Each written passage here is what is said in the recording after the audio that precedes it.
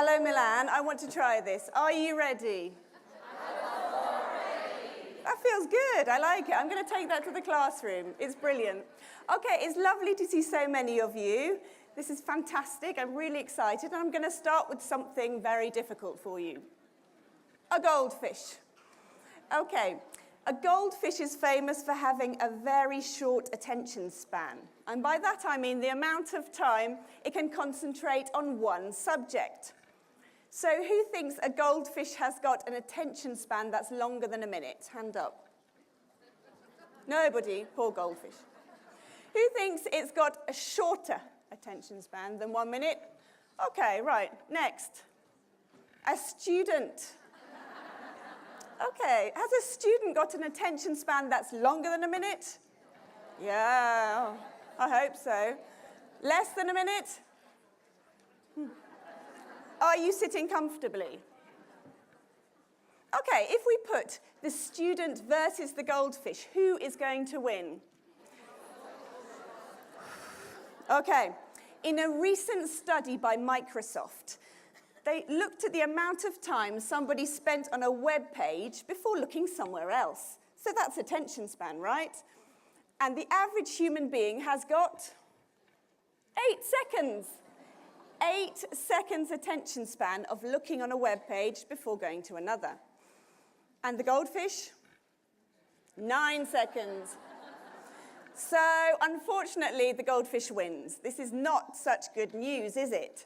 And it's not helped by mobile phones. These screenagers are very distracted. But it isn't just the fault of technology. It isn't the fault of teenagers that they're distracted and they can't concentrate. It's to do with the structure of their brains. And in fact, in the next 50 minutes, we're going to be talking a little bit about how the brain works in general. And then we're going to look right into the teen brain and to see what's going on in there and why sometimes it's difficult to concentrate for them. And then I'll leave you. Right. Let's do a little bit of basic brain science. This is just a refresher. I'm sure you all know this. Your brains are full of neurons, and neurons send messages around the brain and different parts of the body, and they help you to do things. So there's a neurons. Where neurons communicate with each other, it's called a synapse, and a synapse is formed so that information can go more quickly. So every time you do the same thing, the synapse makes it super fast. So it's like a shortcut for memory. Now, babies in the first year of life, their brains produce a whole load of synapses, many more than they need. And this is because if you think about it, a baby has to learn everything from scratch, and that includes a language. But just like, who's got olive trees? Who's got a garden? Anyone got a garden? I live in Tuscany, so I always think about olive trees. It's very Tuscan. But just like you cut a tree to make it stronger and grow more fruit, in the same way, the brain cuts away the memories, the synapses that are not important. So the things you don't do very often. And this is called synaptic pruning. Okay, so synaptic pruning. It follows a principle of use it or lose it. So what does this mean? Well, basically, if you do something often, if you do it a lot, your brain thinks it's important and it makes it stronger. And if you don't use it very often, it disappears.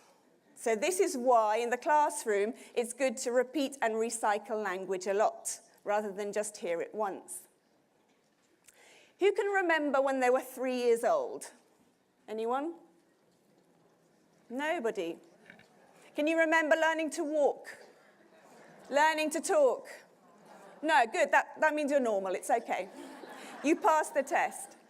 Okay, this is called infantile amnesia. And basically, nobody can remember when they were 3. This is perfectly normal. Because between the ages of 3 and 10, 50% of your memories are gone because they're not important. If you think what's important for a baby or a 3-year-old, when you're 7 or 8 and learning to read and write, you've gone beyond that.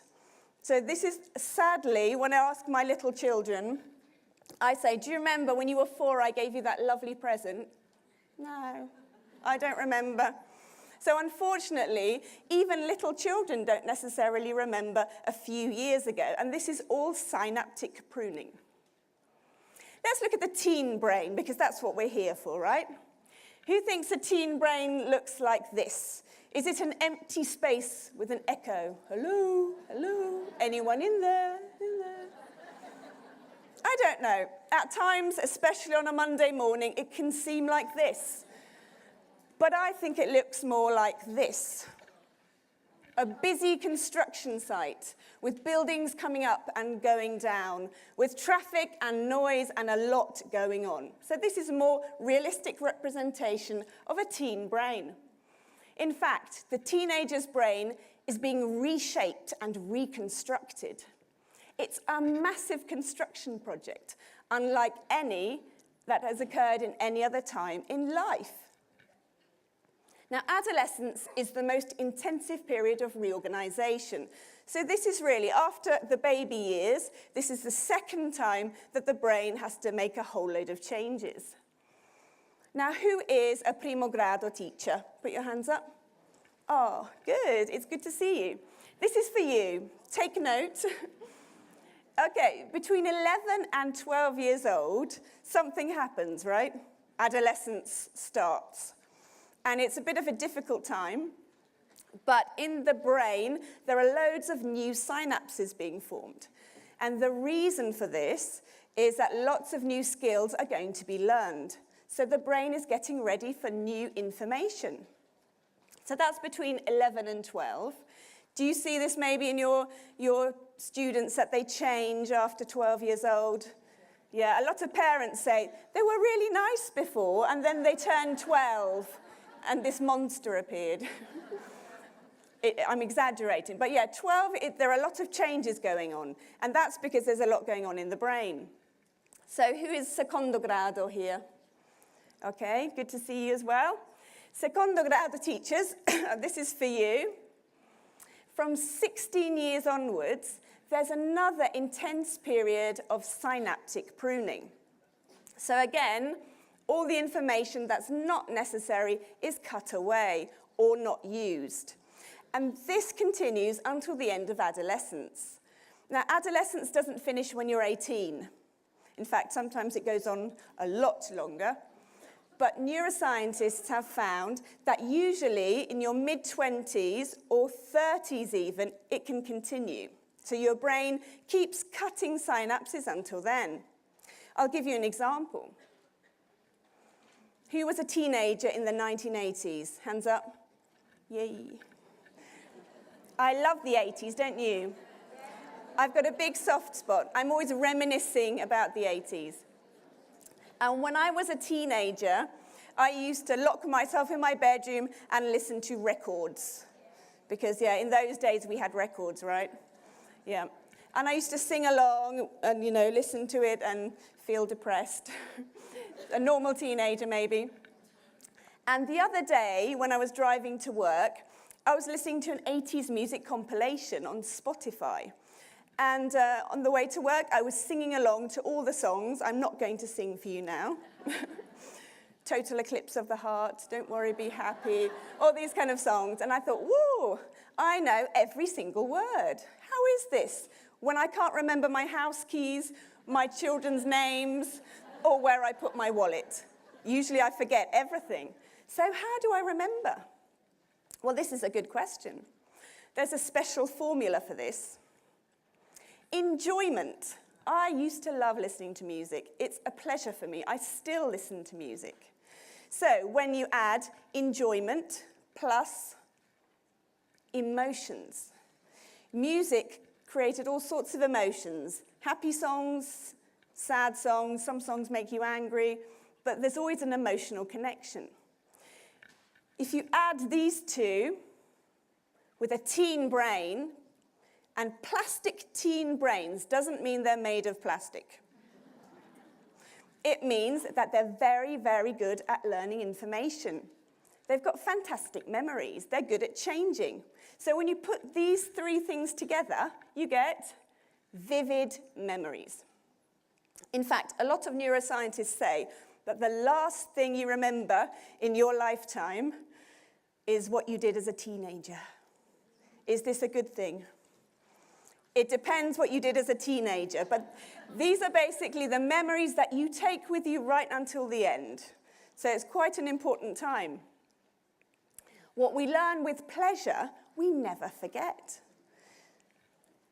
So not only do we remember our teenage years vividly, but they're also important in making us into the adult that we become. So the experience we have as teenagers develop us into the adult that we become.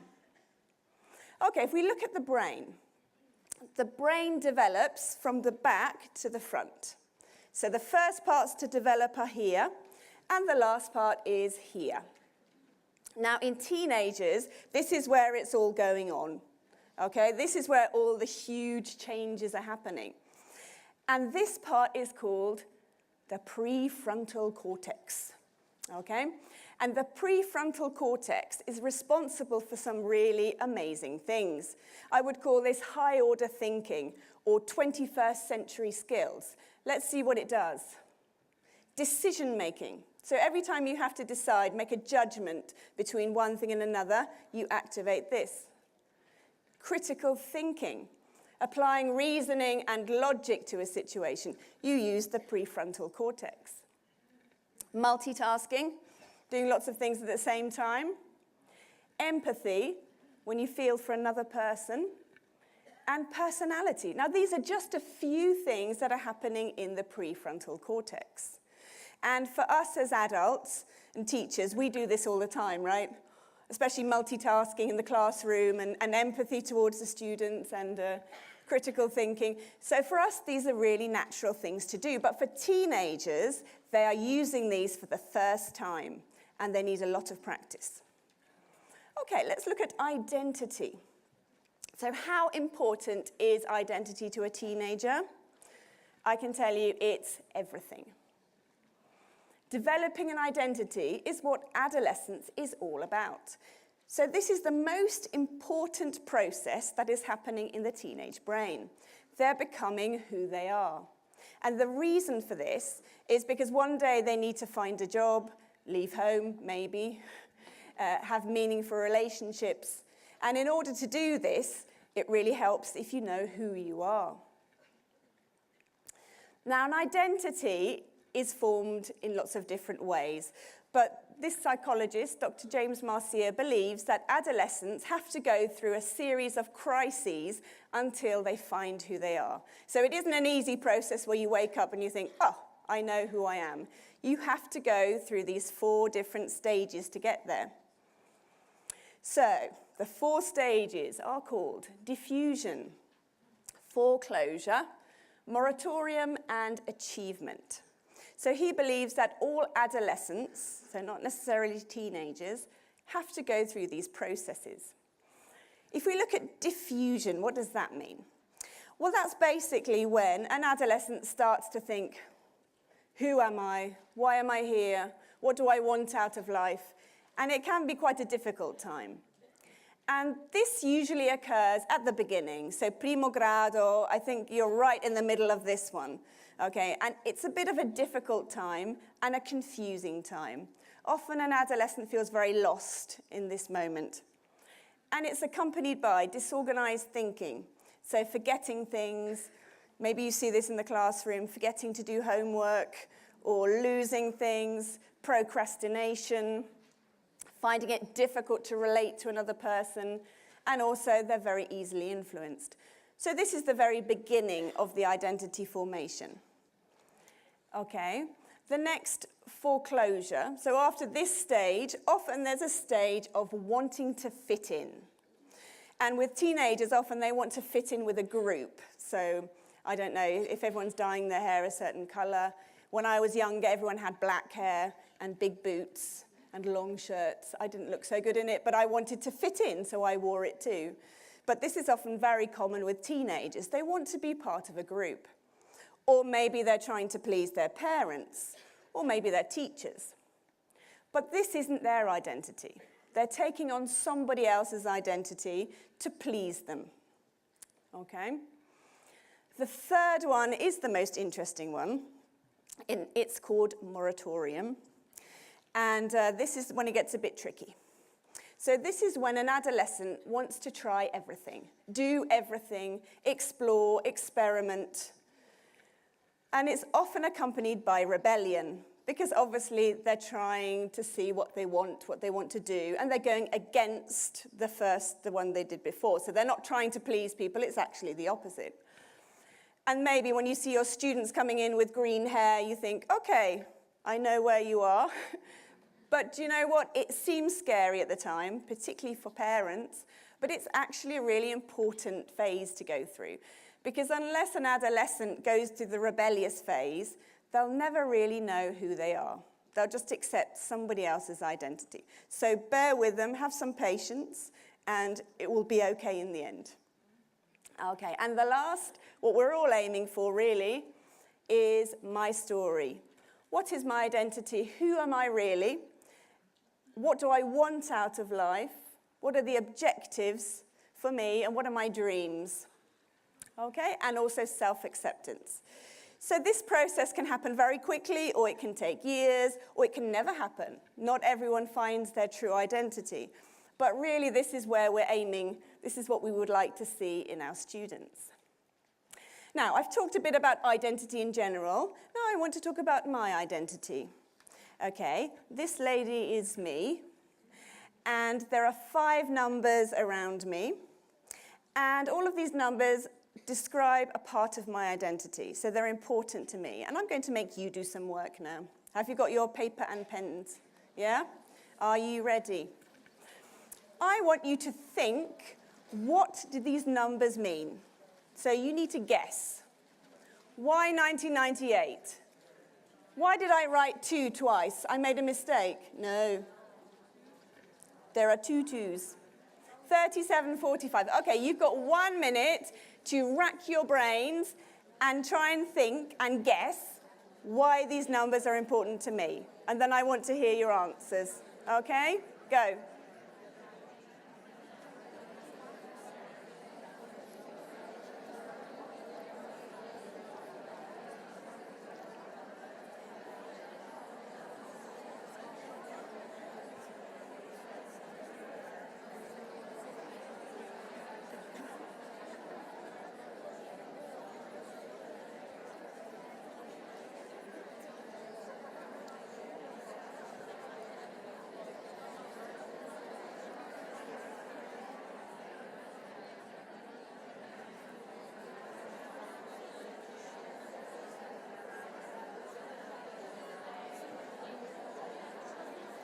Okay, 10 seconds. 10, 9.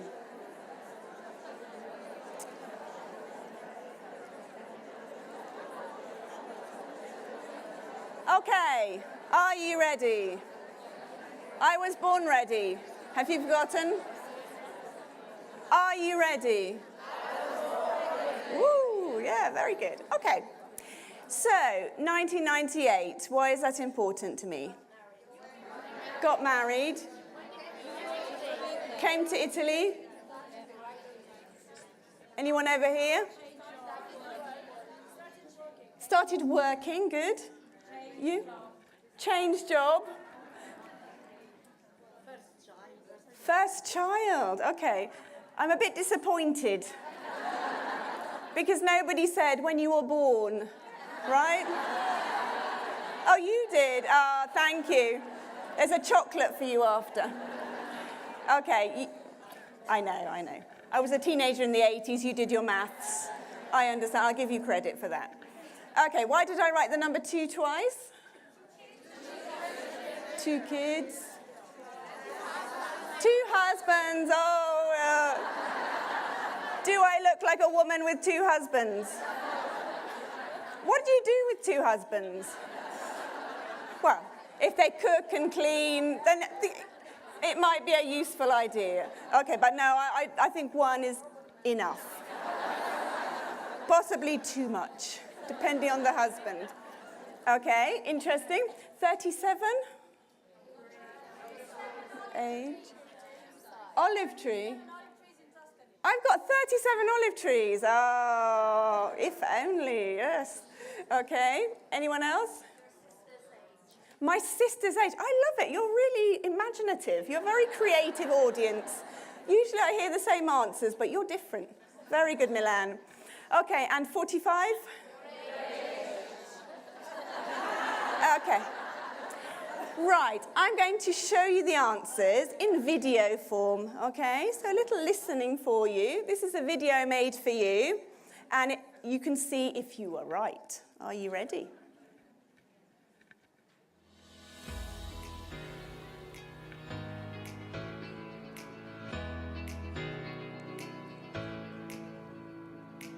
"1998 is the year when I moved to Italy to become an English teacher.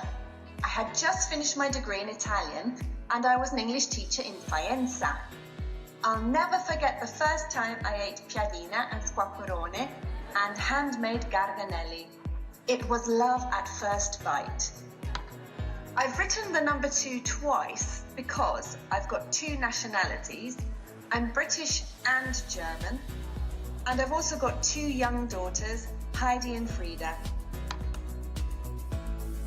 Am I 37? No, unfortunately I'm not. It's my shoe size. I worked several years for a luxury German fashion company called Escada. I was very lucky because all the sample shoes were size 37. And as you can imagine, I bought most of them. And 45? Well, a lady never talks about her age. Okay.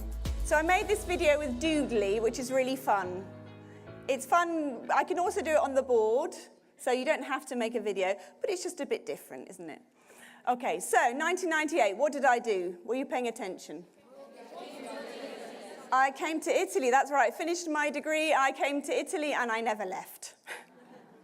So that shows how much I like Italy, because I was going to move around as well, but then I ended up staying here, and I love it. Okay, where did I go? Faenza, that's right. Beautiful place. And what did I eat? Yeah, I remember. I got here and I said, what's that? Squacquerone. Is it good?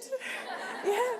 It's a soft cheese, yeah, but it's a really funny... Sometimes when you learn a new language, there are some words that stick in your head, and squacquerone was one of those. And also garganelli, yeah, so... I like them maybe for the words. Okay, 2. That's right, my mum is from, so yeah, 2 nationalities. My mum is from Germany, southern Germany, and my dad is from London. So I'm a bit mixed up, and I live in Italy. So my identity is all over the place, but that's good, I like it like that.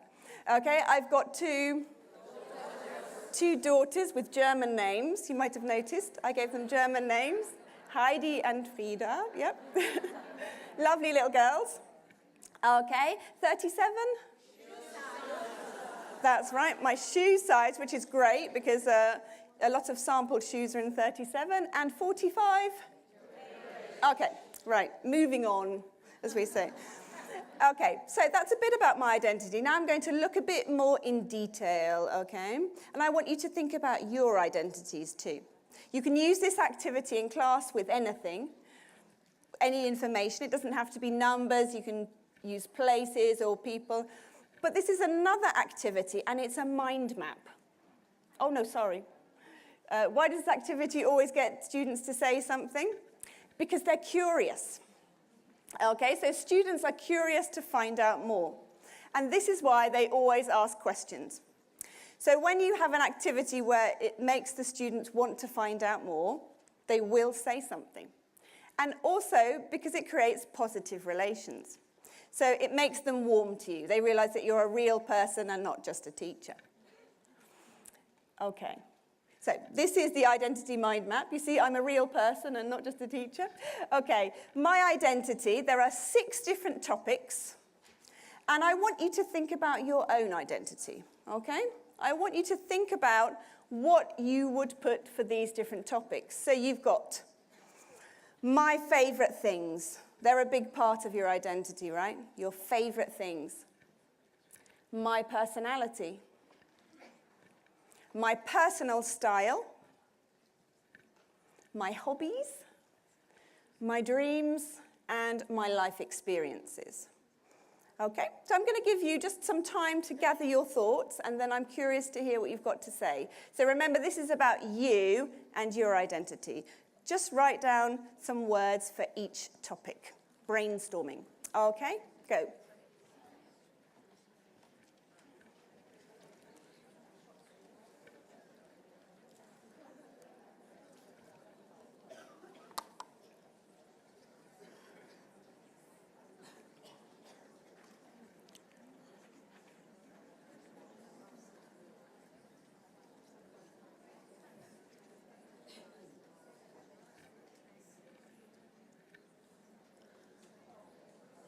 You thought you were going to come here and relax, yeah?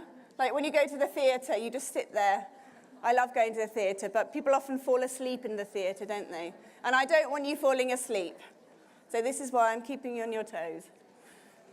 Okay. So, are you ready to share with me some of your information? Okay, so I'll give you my favourite things first. My favourite things are, any guesses? Children, of course. Gardening and squacquerone. That's an interesting combination. No, children, my cat. I love my cat. He's lovely. And piano. My dad's got a big, grand piano at home, and it's beautiful. Okay. What about you? What are some of your favourite things? Chocolate. I'm with you on that one. Milk or dark? Dark. Yeah, dark chocolate's yummy. I do like that. Okay, anything else? Traveling. Yay. Traveling is wonderful, isn't it? What about you? Reading, books, yeah. Very good. Singing. Oh, very nice. I'd like to hear, but another time. Okay. So the great thing is we all have different favourite things, and it says a lot about you, I think. What about your personality? How would you describe yourself? Stubborn. Extrovert, active. Anything bad? Lazy. Bossy, I heard as well somewhere. Yeah, teachers and bossy goes together like teachers and coffee, doesn't it? If you aren't bossy, not a lot happens. Okay, I put imaginative, sensitive, and idealistic. Obviously, my negative personality aspects are not going to be shared today. Okay, my personal style, as you can see, I haven't got one. Now, I just put blonde and casual because really, I don't invest much in my appearance, but teenagers do. So for teenagers, it's really important how they look. And they have to be happy with their look. Hobbies. What hobbies have you got? Gardening. Rowing. Oh, drawing, sorry. Reading. Golf.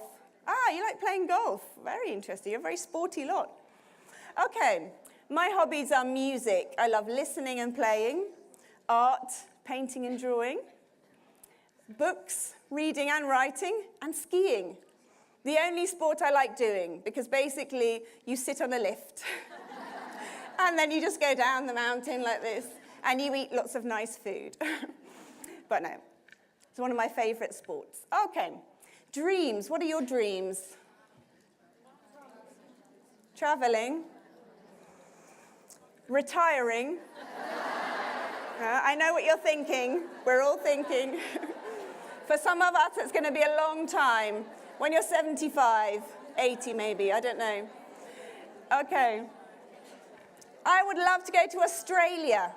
I've never been, and it's a long way, and it's very expensive. So one day, I'll go to Australia. I would like a bigger house, because it's full of toys, and I'm sick of living in a play school. And world peace, why not? Okay, and finally, what life experiences are part of your identity? What have you done that has changed your life? Moving to Milan, very good, yeah. I bet. Where did you used to live? Oh, wow. Okay, from south to north, very good. Are you having a nice time here? Yes. I can imagine the weather is very different. No, the pizza is very different. Let's talk about important things here. Okay, so yeah, moving to a new place changes you, that's true. Every time you move somewhere else, you evolve, you become different. Okay, I put traveling, because every time you travel, your mind opens a bit more. My job, my work, and living in another country. Okay, now moving on to imaginary audience. Let's go back into the teen brain for a moment. Now, you're a real audience, aren't you? Yes. But the imaginary audience is something that is in a lot of teenagers' heads. So around the age of about 14, teenagers develop something called an imaginary audience. And it's basically like having an X Factor panel of judges in your head. I don't know if this happened to you when you were teenagers. I certainly had a very big one. I didn't have 3, I had about 20. 20 people saying, no, don't do it like that. Why are you doing this? You look ridiculous. Hide in the corner. So basically, an imaginary audience is a teenager thinking that everyone is looking at them and judging them, and usually negatively. This is why it's really important for an adolescent to be a part of a group, so to have a group of friends, because they feel like they can belong to them and they've got people who are looking after them.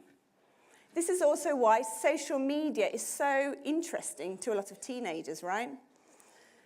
And also to adults, because we're curious. We like to look at other people's lives and have them look at ours. And this is all the same mechanism, the invisible audience. Now, there was a recent survey done in the UK, and teenagers said, 70% of them said, that they thought that YouTubers are better than celebrities. So this is a big majority.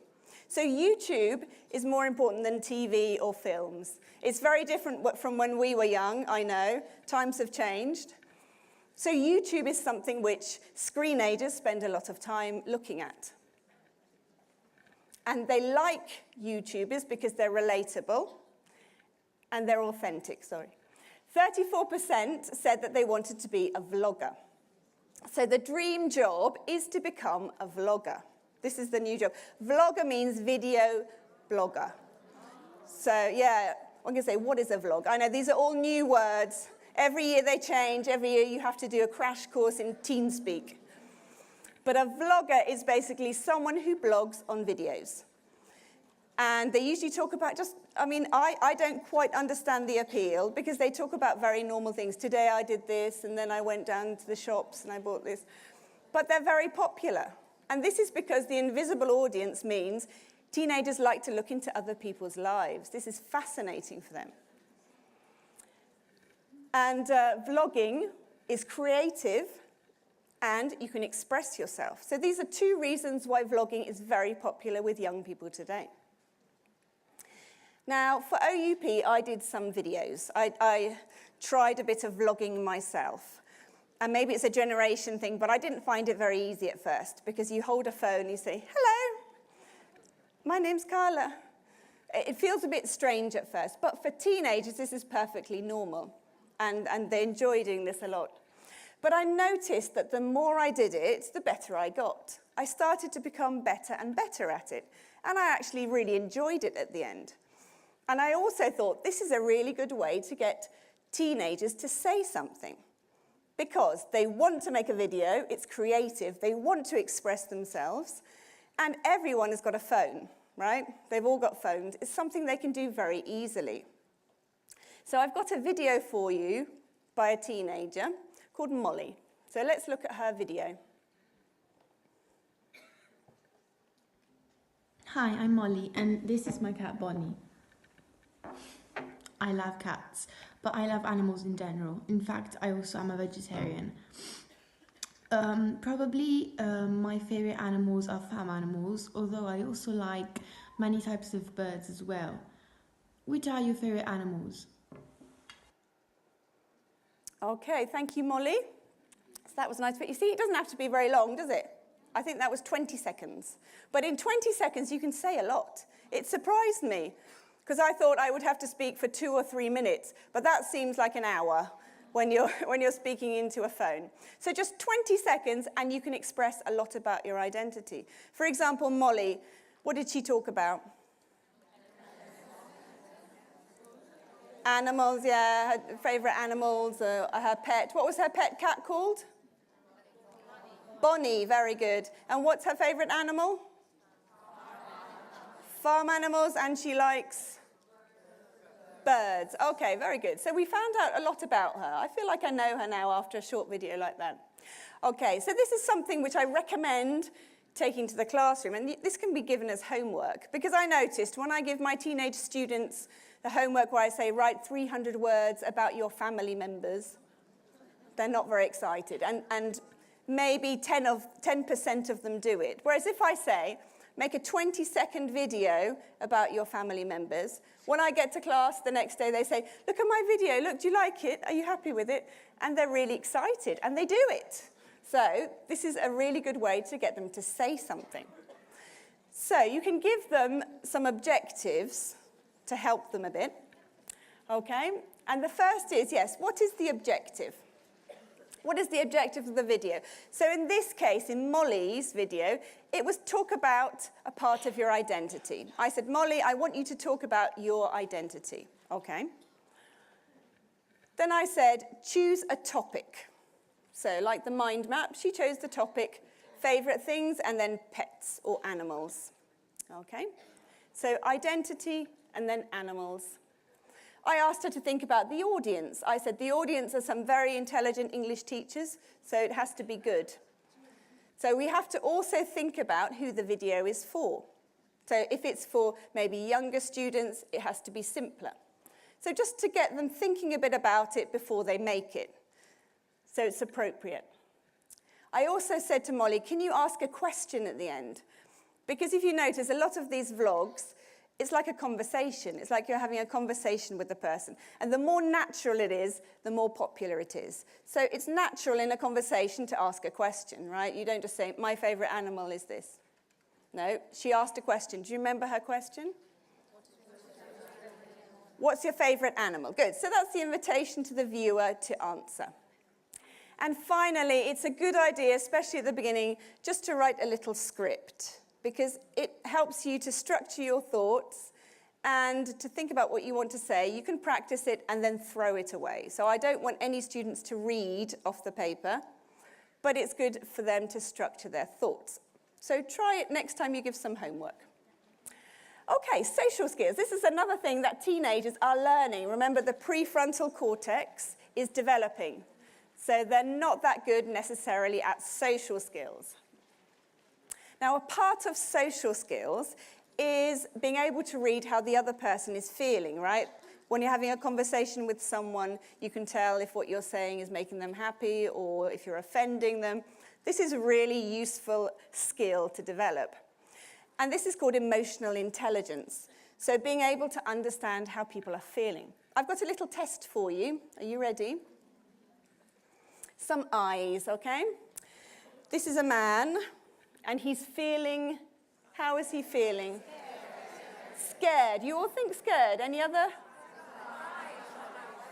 Surprised. Shocked. Good use of adjectives, I like them. Okay, I'm going to limit it to 4. You've got angry, scared, worried, or excited. Should we go with scared? Yeah, it's the correct answer. But you're adults, so we're quite good at this now, aren't we? Because after many years of getting it wrong and talking to people, you start to work it out. But most teenagers in a similar test got it wrong. They got this answer wrong. And do you know what they thought he was feeling? Angry.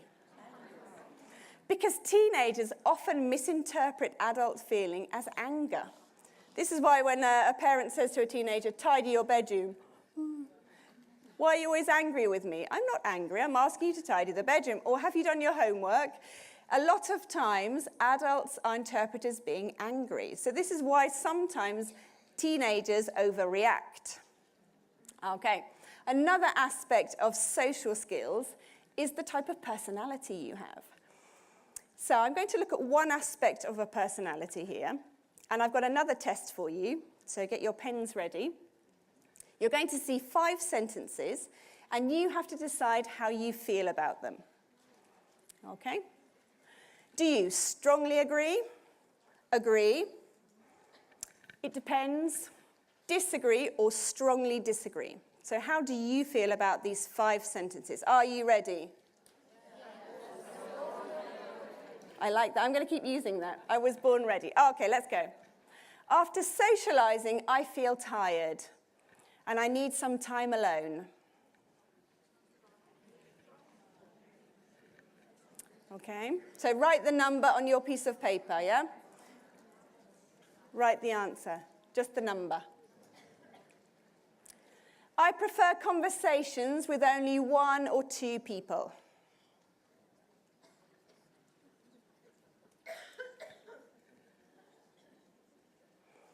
I don't like crowded or noisy places, like schools, right? Obviously. Okay. I prefer working alone compared to working in a group.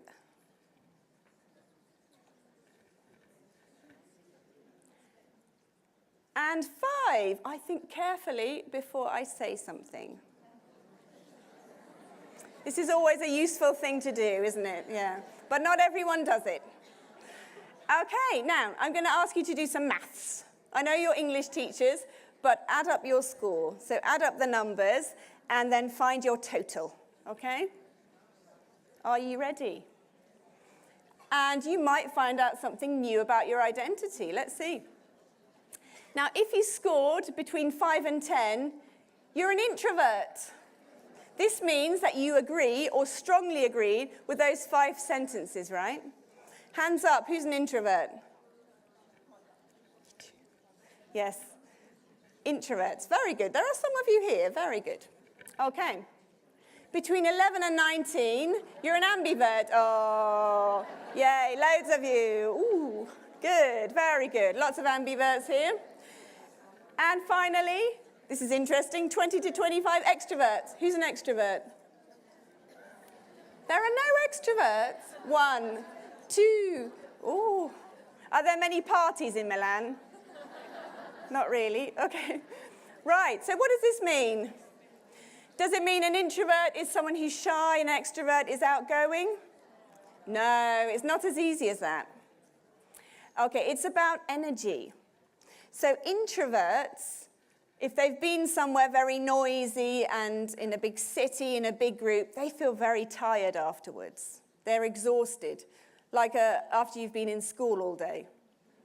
It's an exhausting process. Whereas extroverts, when they go somewhere loud with lots of people or crowded or big groups, they feel energized afterwards. And the ambivert is somewhere in the middle. So it means some days you feel more introverted and some days you feel more extroverted. It's probably the most useful personality type to have. But this is just to bear in mind that our students are all different, aren't they? Some are quieter and they don't talk in class. Others are you always seem to have the same ones who put their hand up, right? And you think, oh, give the others a chance. But they're probably the extroverts who want to talk. And maybe the introverts have got loads of amazing things to say, but they don't like putting their hand up.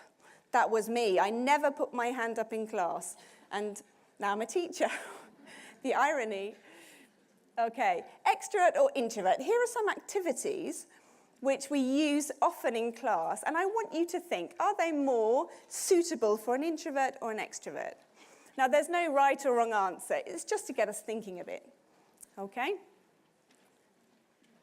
Debates and discussions. Extroverts, okay? Drama in class. Group projects. It's a bit of a mix there. It depends how big the group is, right? If it's like 2 or 3 people, maybe 4, it's okay. But if it's 10, it starts to get a bit too overstimulating for the brain.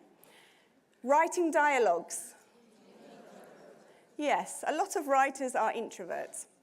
And this is because they have a rich imagination and they spend a lot of time in their own heads.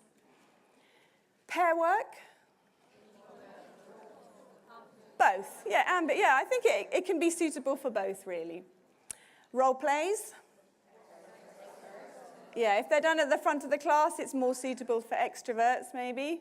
Preparation time before speaking. Yeah, it's really important to remember, introverts don't like being put on the spot. So if you say, you, what do you think? It seems they don't think anything, and they don't say anything. But they've probably got lots of ideas. They just need maybe 1 or 2 minutes to maybe write down their thoughts and have some preparation time. And you'll get a really good answer out of them. And the final and the favorite one, interrogazione. Woo!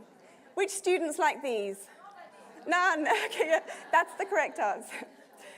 Yeah, but really, also this for an introvert can be very intimidating, being put on the spot. We didn't have this in the UK. We don't really have these kind of oral testing. And I see they're very useful, but maybe just bear in mind an introvert might need some time to get ready. Okay. Let's move on to an interesting subject, risk and reward. Okay, teenagers take more risks than adults, right? I think you saw that in your own life. I used to like roller coasters, and now I don't. I think they're horrible. But when I was a teenager, I loved them, and I don't quite understand the difference. But then, when I studied the teen brain, I understood. Teenagers, they're more impulsive. They make quick decisions without thinking about the consequences. They like things that make them feel strong emotions. So roller coasters made me feel very, very strong emotions. Not necessarily good, but that's why they like taking risks. And they want rewards. Now, when you take a risk and it comes off, it feels good, right? That's called dopamine. And it's a feel-good hormone in your brain. And so this is a reason why teenagers actually look to take risks. And also, the reward system of the brain develops before the prefrontal cortex. So this is a bit dangerous because they like taking risks, but they don't like thinking about the consequences. And this is why teenage car insurance is very expensive. Okay. This is a situation which looks horrible to me. You might want to do it, would you? Yes, a bit scary. Now, teenagers take risks for several reasons. Because they're looking for a bit of adventure in their life, because they're looking for new experiences to try out, because they're bored, and because they're with their friends and they want to impress. In fact, teenagers take more risks when they're with people the same age. So risk is a normal part of the teenage brain. This is what happens. But risk isn't just doing bungee jumps or going on jungle swings. It's more complicated than that. Risk is when you try something new, even though you might fail. Okay, so every time you try something new, and we do it all the time, don't we? You try something new, you think, I don't know if I can do it, will it work out? That's a risk, but that's a good risk. Like when your student has to answer a question in class, they have to put their hand up, they talk in front of all the other people, they could get it wrong.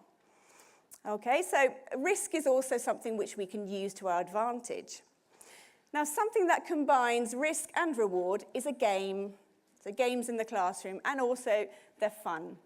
And I've got a game for you today. Who wants to be a millionaire? Do you know this game? But I've got a twist on it. Firstly, because I haven't got $1 million to give you. I'm sorry. I wish. But also because in the light of the British political situation at the moment, which I'm not going to mention Brexit, I've changed it a bit, okay? And it's who wants to be a British citizen? Okay, are you ready to play? Yeah? Right. I've got 5 questions for you, and I'm telling you, these are real questions, okay? I didn't make them up. These come from the British citizenship test. Okay, because at the moment, in the UK, there are a lot of people applying for British citizenship, and there's a lot of British people applying for European citizenship. So there's a lot of the passport office, poor things, are very busy. Okay, and these are all questions that come from the Life in the UK test. Okay, if you pass these, you can become a British citizen. I'm not promising anything, but there might be a passport at the end of it. Okay, ready? Question 1. Who was captain of the winning England team in 1966 World Cup? Any football fans here? 1. Okay, great. Is it A, Bobby Moore? Hands up. Okay, quite a lot of you. B, Sir Ian Botham? 1. Okay, Jackie Stewart? Some of you. And Sir Roger Bannister? I think A. I think there were more A's. A little clue. Sir Ian Botham is a cricketer, yeah? He was the cricket captain for England, I think.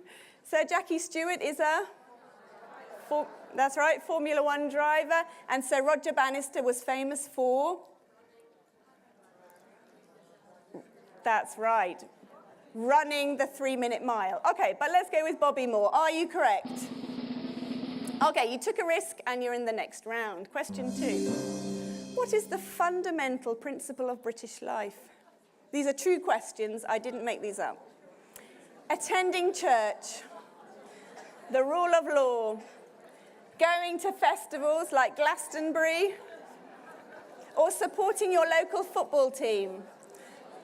Everyone says D, right? Because that's the most important.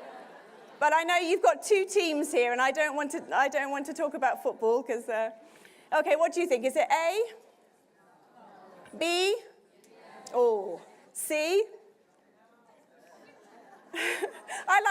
I would choose C. I love going to music festivals. And D, the football team? Okay, I understand, but I think most of you said B, rule of law, and that is correct. Very good. Yeah, obviously law is the most important thing. In the UK, you mustn't break the law. Question 3. Which charity works to preserve important buildings in the UK? Is it Age UK? Age UK, hands up. That preserves old people, not old buildings. Okay, B, NSPCC. National Trust. Oh, Red Cross. Okay, you all said National Trust, and that is correct, yes. Every time you go to these lovely old houses in the UK, they're all National Trust properties. Okay. Question 4. This is a tricky one, huh? Where was Florence Nightingale born? Who thinks Scotland? 2 of you, 3 of you. Okay. Who thinks England? At the back, okay. Italy? France? Oh, we're between Italy and France. I'll give you a little clue. It's in her name.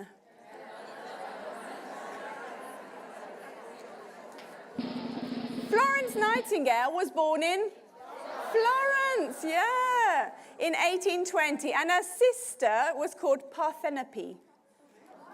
And she was born in Naples, yeah. They were lucky to be born in nice places because they're not all appropriate for names. Okay. And the final question for you. If you get this right, there could be British citizenship waiting for you. Are you ready? What did Sir Frank Whittle invent in 1930? Is it A, radar, B, hovercraft, C, ballpoint pen, or D, jet engine? Nobody. Oh, I'm sorry. No passports today. Do you want to know the answer?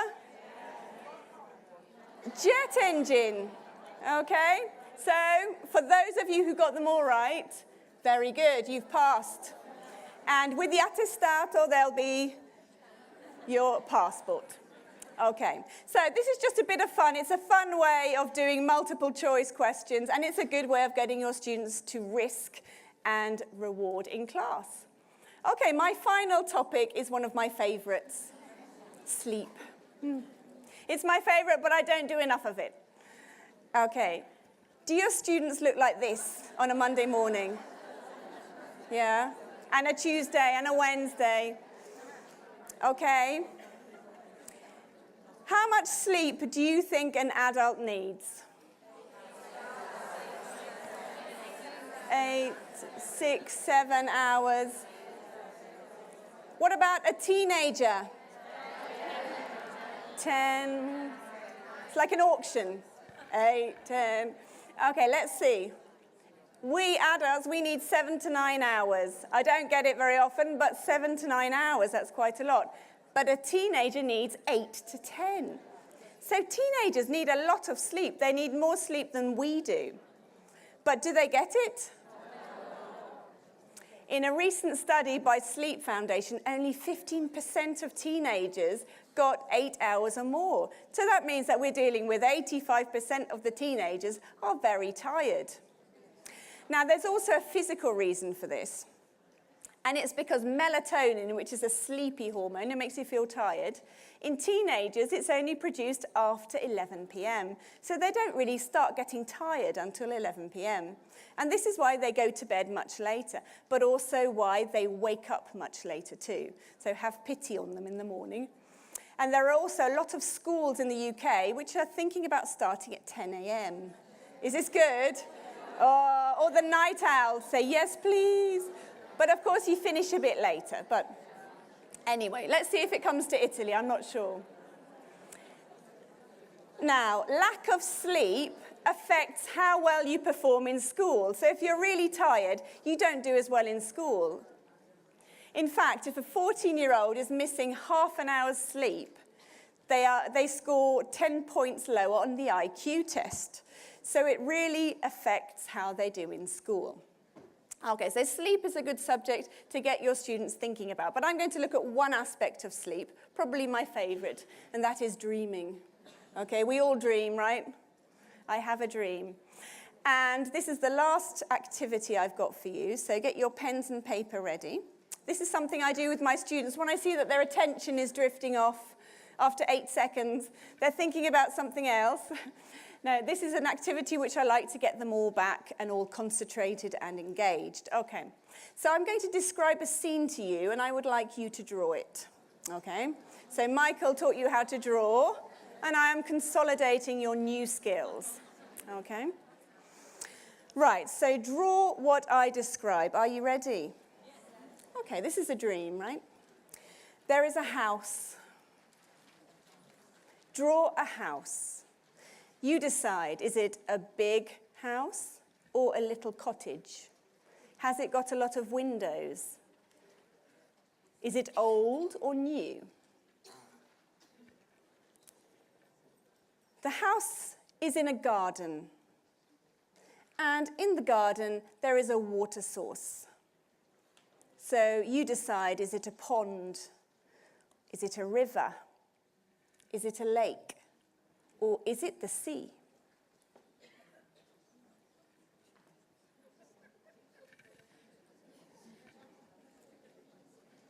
Don't copy your neighbor. This is your dream. Okay? Right. Also in the garden, there are some trees. So you decide how many trees. 1, 2, 3, you decide. Are they big, healthy trees, or are they little trees? Have they got leaves, yes or no? Draw them.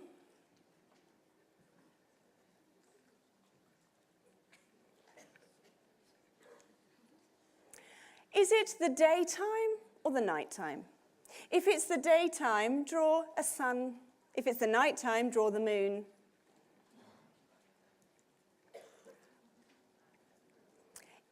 Are there any clouds, or is it a clear sky? You decide if there are clouds, yes or no, how many. And finally, of course, there are some animals in your garden. Of course, this is not an art class. It doesn't have to be a masterpiece. I'm not going to give you a mark after, okay? I want to see them, but I'm not going to give you a mark. So decide what animals are there and how many, and draw them, okay?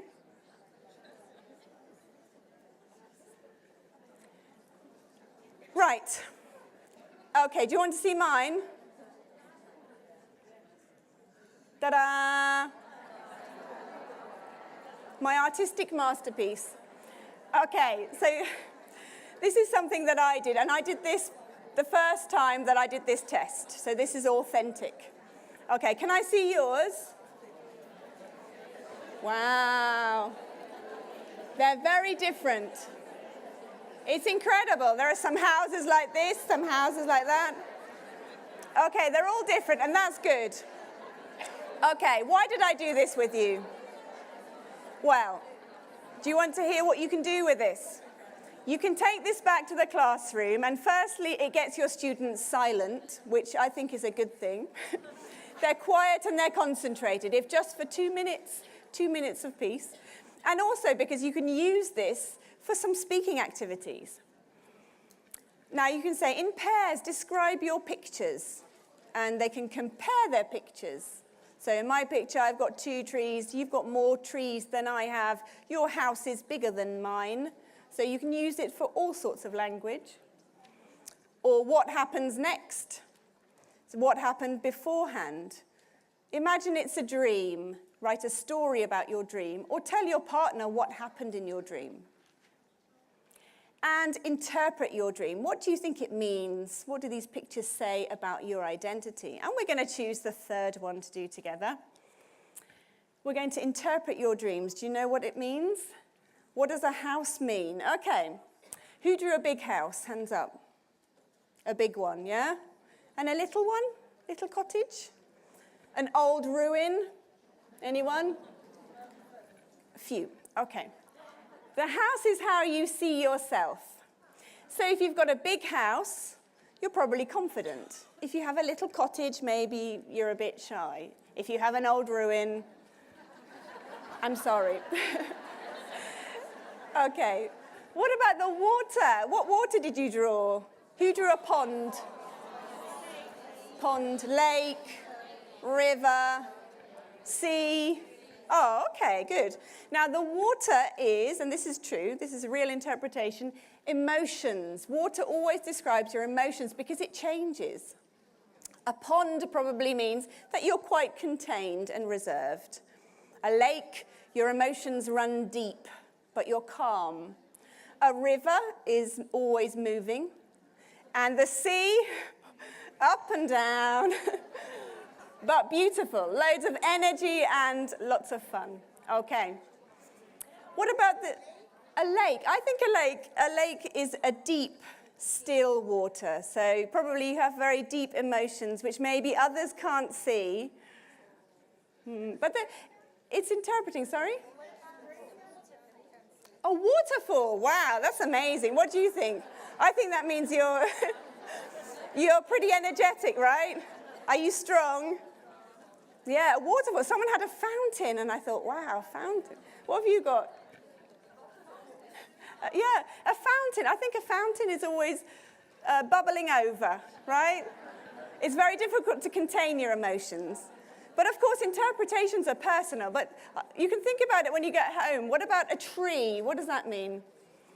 How many trees have you got? 3. Okay. A tree is how many people you love in your family, okay? So I drew 3 trees, 2 the same, 1 different.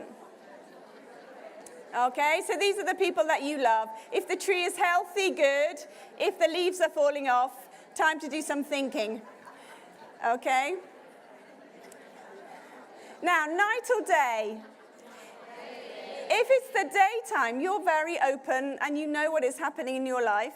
If it's the nighttime, you're hiding something. You're a bit of a dark horse, right? You've got some secrets. Clouds. Clouds represent fear and worry. So you're worried about missing out in life. You're worried. The bigger clouds, the more worry. And the animals? This is you, okay? Who you really are, your personality. Now, this is one you can interpret. Maybe a dog is loyal, a cat is independent.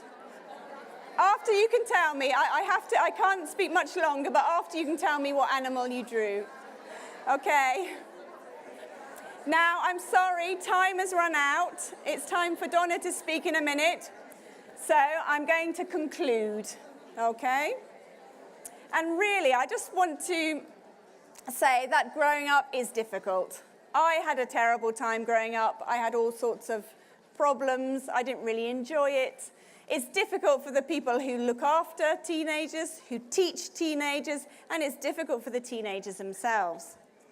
But while I was studying the teenage brain and writing identity, I was there thinking, I wish I had known this information when I was younger, when I was a teenager, because it's actually really useful. I wasn't crazy, there wasn't anything wrong with me.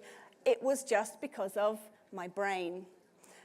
The teen brain is doing loads of stuff, and it's quite incredible. It's a very critical time in life, but that's also a good thing. And so we can use this, the risk, the social skills, the identity, and we can take it into our classrooms and engage with our students. In fact, we can get them to explore who they are in English, and we can get them to say something personal and say something meaningful in class. Because after all, everybody has a story to tell. Okay? Thank you for listening to me. Thank you very much. You can find me on the ELT page. Thank you.